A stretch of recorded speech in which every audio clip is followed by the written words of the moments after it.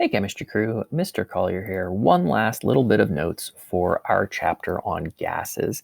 I just want to talk about a few miscellaneous properties of gases we didn't really get to. This is all on page 27 in your gas packet. So first of all, one thing we can do for gases or with gases is to use them to lift things. So many gases are lighter than air. They have a smaller molar mass. And so because of their density, because of buoyant forces, they're going to be able to lift things. So the Hindenburg used hydrogen, and that was one of the early blimps that was out there. And the Hindenburg, if you didn't know this, caught on fire because hydrogen is a flammable gas. Now, hydrogen is the lightest gas, so from an efficiency standpoint, it makes a lot of sense to try to lift things with hydrogen, but it's just not very practical because of how reactive hydrogen is. So today's blimps and things that we want to float are often going to use helium because it is next on the periodic table in terms of the molar mass and the lifting power that it has. Another way to lift things is to make them lighter than air by changing the density of that gas. So hot air balloons, the way that they rise is by lowering the density of the gas by heating the air.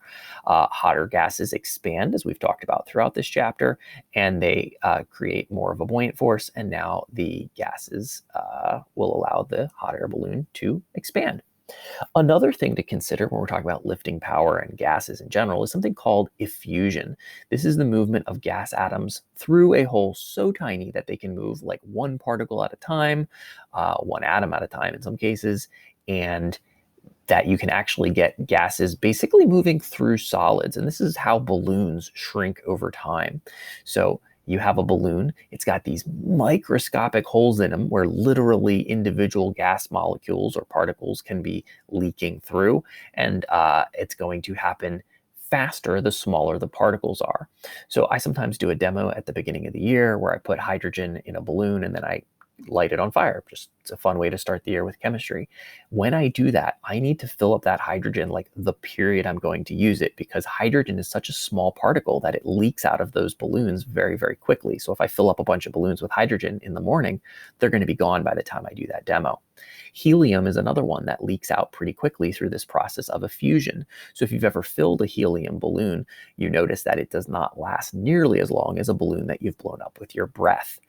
Now, we can get around that by using different gases, like, helium is not going to last as long as a balloon blown up with your breath, but we can also use different types of balloons. So this is why those shiny balloons, usually called mylar balloons, they last a lot longer, whether they're filled with your breath or whether they're filled with helium, because the material has much smaller gaps between it, and so it's harder for effusion to occur.